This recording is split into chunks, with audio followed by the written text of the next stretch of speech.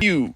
I be consuming all the poop that I be pooping. I'm the truth and I'ma go ahead and do it, cause it's what I got to do. I like to eat a lot of poop and you can't tell me not to do it. Immediate and complete reports of local blood and gut.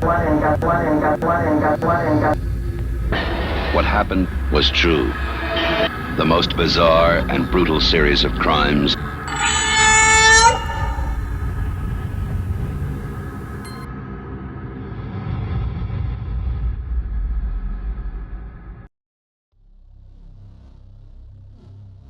Death is the primary topic of this channel, and a large reason why we at No Happy Endings proudly claim the title as the most controversial commentary on YouTube.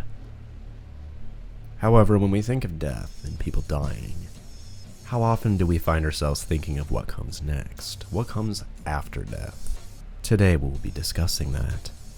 A topic I never thought I would discuss for a video at all, but I have come across a theory that I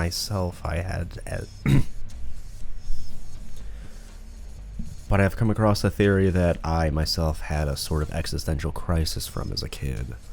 So I will warn you, this video may disturb you deeply.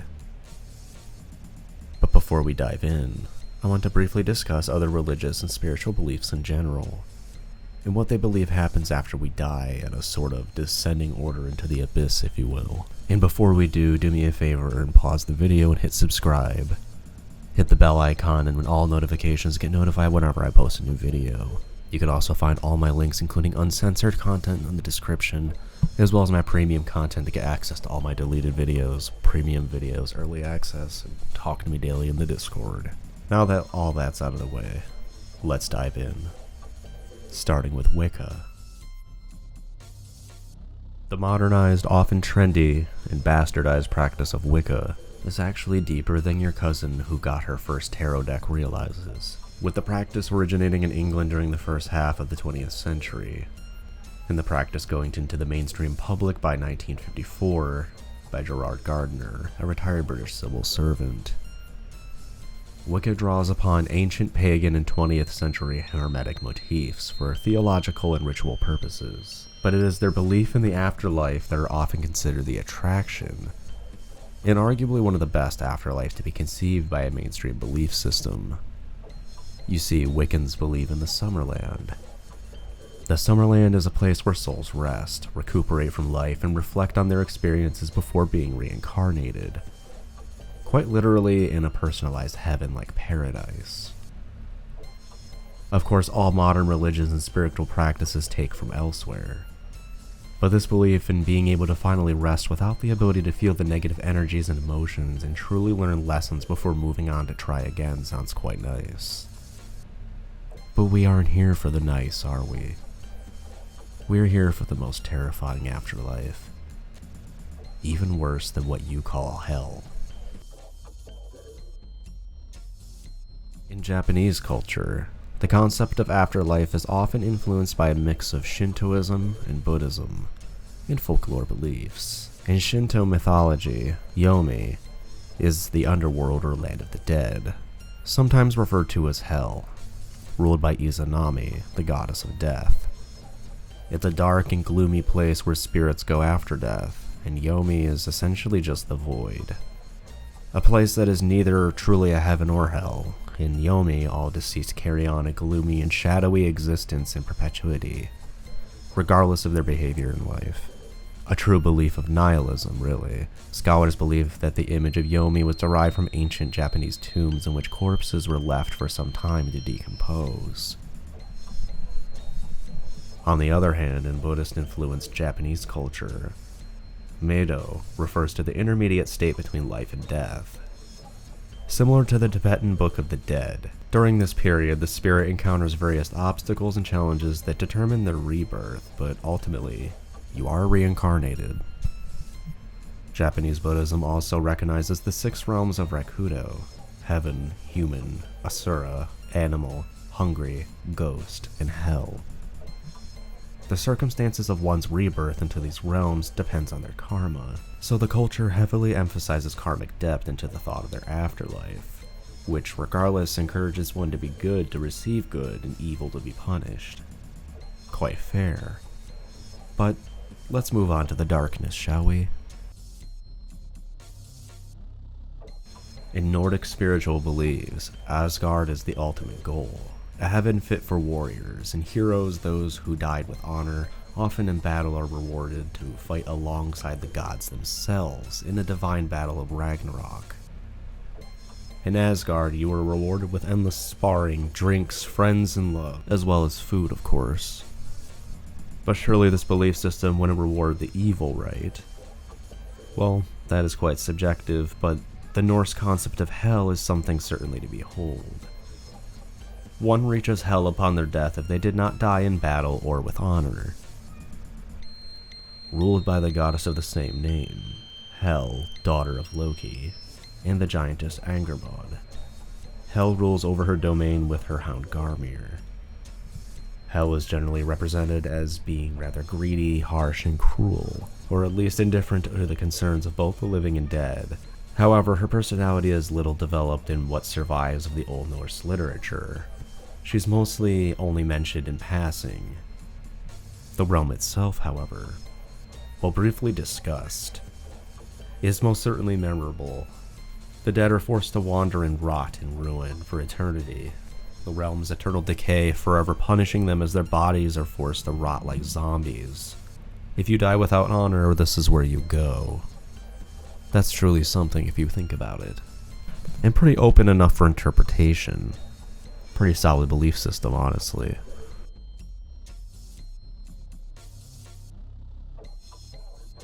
Hades is a distinct realm, one of the three that make up the cosmos, where an individual goes after death.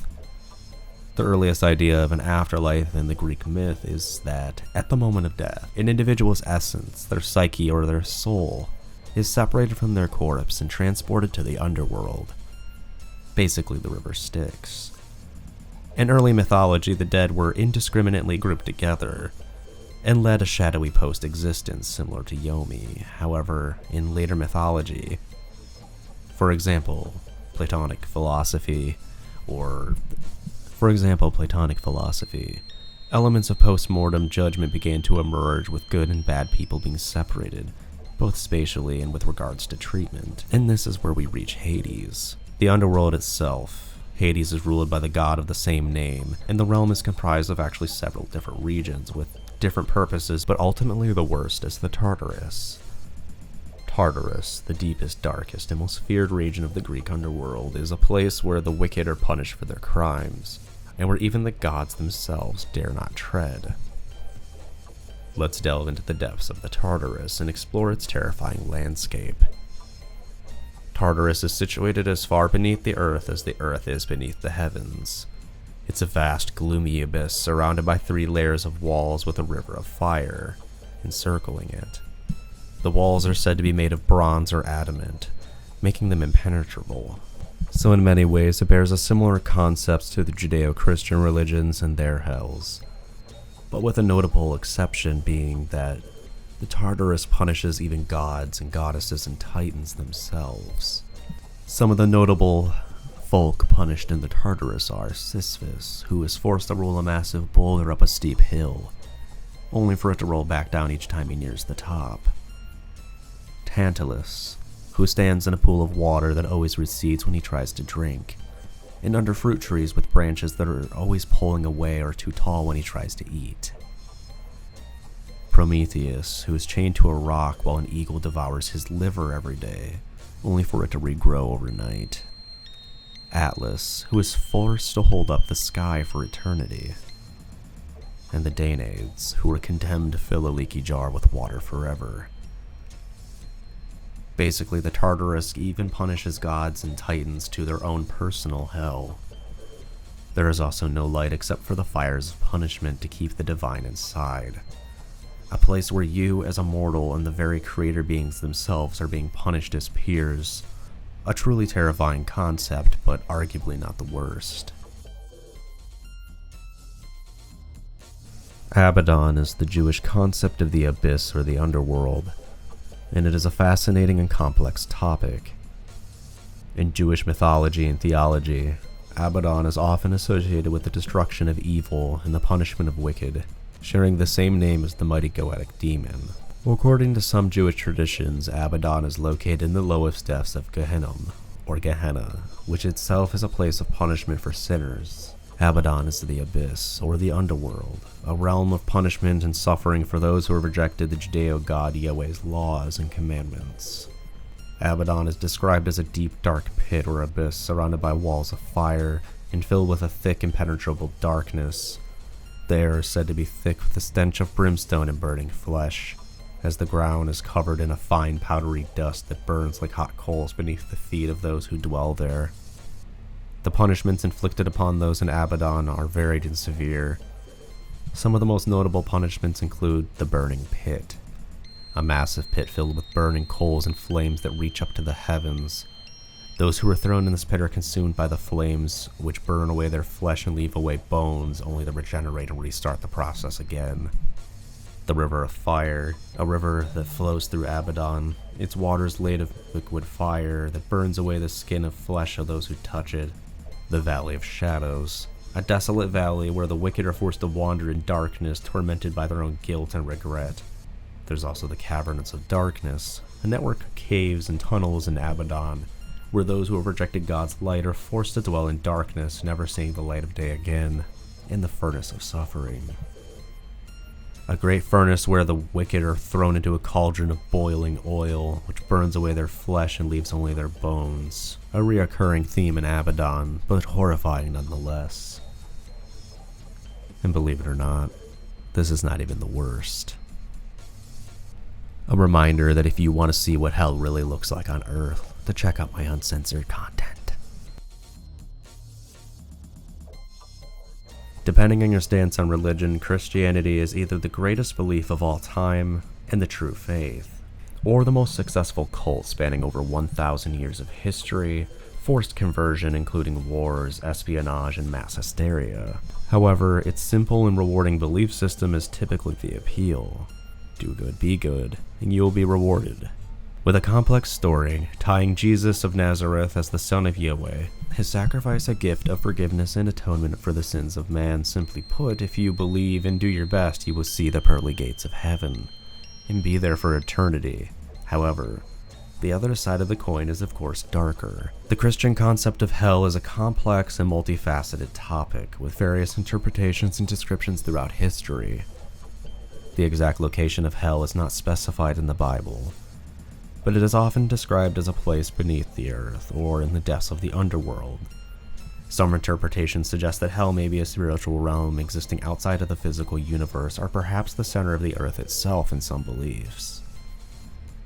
Sometimes, like many of the religions it is taken from, Christianity describes hell in varying levels with different degrees of punishment, but ultimately it is described as eternal darkness and fire. But often overlooked details are the fact that it seems to be a subject to the individual itself, with many varying descriptions sharing few similarities, but the punishment is equatable to the individual on a psychological and physical level from the mind of the most sadistic demons. In other words, you won't just be on fire, you will be assaulted, you'll be essayed, you will watch your family be tortured. You'll be subjected to humiliation, and into an eternity of horrors that you cannot fathom or comprehend on a realistic level. Like being boiled in tar to where you literally melt but somehow feel it. Then pulled out to be healed, and then flayed for 600 years of time, for example. Or impaled in the freezing rain and eaten for years by insects while the Dark Lord Satan laughs at you. For some, this is the very worst afterlife. But this is where the video will take a turn for the controversial and horrific as we now dive into theories that explore less repeated medieval ideologies and more psychologically terrifying concepts altogether. Atheism is the ultimate comfort or a very distressing concept depending on who you are. But the belief of not believing is, and honestly should be, the norm until one is of proper age and mind to comprehend such concepts in the first place, lest it's indoctrination. The idea in atheism is that there is no religious afterlife at all. No gods, no punishment, nothing. The existence is the same as pre-existence, meaning the lack thereof. You cease to exist and your life is over, truly bringing you only live once into the heart. And I'll be honest, this one is distressing to myself and most that I know, but For some, it's the ultimate comfort, knowing that they need to live life for now rather than to waste it. To waste it on the promise of mortal man and power, or a he said, she said unreligious concept that no one can otherwise prove. And that means it's ultimately the most comforting end for many. But with this, you must accept the realities of this life being temporary. Your loved ones, your mistakes, your wasted time, and even if cancer cuts your life short, it's just one and done. And that alone can be terrifying and unjust. This means that if a baby lives for 30 days and suddenly dies, that is it for the precious child. There's nothing else after that. No heaven or love for mom and dad, just the absence of life and the darkness thereof. Another brief concept is the eternal loop. It's pretty self-explanatory, but why is it scary? Scarier than hell itself? How? Well, let me explain. The concept of the eternal loop afterlife humors the idea that once you die, you are born again. We've talked about this, reincarnation, right? But this is different. You're not reincarnated anew or as an animal or anything of that nature. It's the same you. The same day, the same year, the same mom, the same dad, and everything else. However, you are forever forced to make the same mistakes, experience the same wrongs and sufferings and loss, no matter how extreme. Similar to the brain rot ideology of being, quote, in the Matrix. You're just an NPC more or less, cursed to forever be doomed to your own story mode. Your own track you were forever on, never changing, like a train that never stops but never changes its course. This concept also eliminates the comfort of a deity, heaven, or anything of that nature. Hell, it even takes away meaning from life itself. It embodies a horrific reality that nihilism, in which is soul-crushing if it were to be true, is true. But, of course, this also means you have no soul. And, by the way, we're almost to the end, so thank you for watching. If you're still with me, of course. Moving on to the egg theory. The egg theory of afterlife is a philosophical concept proposed by Andy Weir, the author of The Martian. It is introduced in his short story, The Egg, which explores the idea that all human beings are, in fact, the same soul, reincarnating through different lives across time and space. Now hold on to your hippie hats. That is more horrifying than you think it is. According to the theory, when you die, you find yourself in a place where a being, who could be interpreted as a god, explains to you that you were the only person who has ever existed.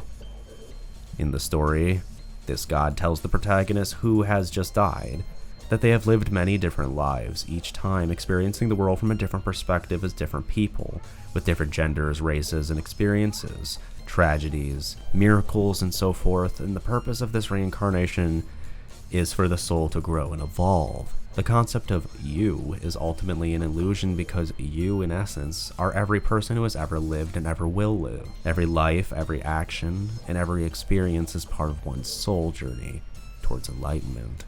The story itself suggests that at the end of this process, after all experiences have lived, the soul will mature and become a fully realized being, able to understand the nature of the universe and perhaps move on to a higher level existence. In essence, the egg theory posits a kind of universal interconnectedness where every person is the same soul, experiencing life from multiple perspectives in order to understand the full scope of the human experience and existence. The egg theory of the afterlife can be terrifying to some because it challenges deeply held notions of individuality and identity, and the meaning of existence itself. And here are a few reasons why this might be unsettling. The loss of personal identity. The idea that you are just not you, but every person who has ever existed can feel like a profound loss of individual identity, and if all lives are your own, then who are you really? The concept of self is an illusion, and that your unique identity doesn't matter in a grand scheme of things can make people feel insignificant or unimportant. The concept of endless repetition as well. The egg theory suggests that you will live countless lives experiencing the world from every perspective. This could be overwhelming and monotonous, as it implies an endless cycle of reincarnation with no ultimate escape. Thoughts of living through every human experiences, joys and suffering, and everything in between could feel suffocating and even depressing, as it implies that there is no true end to your existence. Also, the weight of every action. The theory also implies that every person you encounter, every act of kindness or cruelty is in some way you. This means you must take responsibility, but not just for your actions, but all of humanity's actions across time. For someone with a strong sense of moral responsibility or justice, this can be paralyzing or overwhelming, as it places burden on the entire human condition on one soul. Then there's eternal growth without fulfillment. The idea that you live through different lives to mature and eventually become a fully realized being could imply an endless process of growth without a final sense of fulfillment or closure. For some, this could feel like a never-ending quest of meaning, without any definitive answer or sense of completion. The constant evolution of the soul could lead to an existential exhaustion or sense of futility, and then dehumanization. Because the theory posits that every person is ultimately just a manifestation of the same soul, it could be seen as dehumanizing. People might feel as their lives, struggles, and experiences are reduced to mere steps in the process of self-improvement for a single soul that really isn't them, rather than valued for their inherent worth. This could lead to feelings of alienation and disconnection from the world around them. At the end of the day, while the egg theory may offer a sense of interconnectedness and understanding for the larger picture for some, it can be a deeply unsettling concept because it undermines the value of individuality itself. It imposes a potential endless cycle of reincarnation and removes the comforting idea of personal meaning and closure in life and thereafter. This is your final chance to stop the video. This topic may cause existential dread and depression. The cruel angel's coffin theory. The cruel angel's coffin theory is often an atheistic concept, as it holds no deity tied to it necessarily. However, the idea itself is deeply sadistic in nature. Imagine this. You live your life as you do. Things work out. You are happy, maybe you settle down with a family, maybe you don't. I don't know what your interests are. Pick 'em. Hell, the economy flips and you buy a house and even retire early. Mountain Dew pitch black is a permanent flavor, and someone finally Luigi's Elon Musk. But then you ultimately die, surrounded by loved ones and tears, but ultimately you say your goodbyes, and as you begin to close your eyes, your heartbeat slows, your breathing labors, and your brain floods with chemicals, bringing you to peace and calm as visions of your life's happiness flash before you.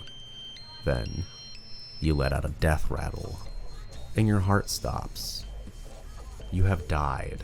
You see the light, and perhaps even Jesus or heaven. You're ready.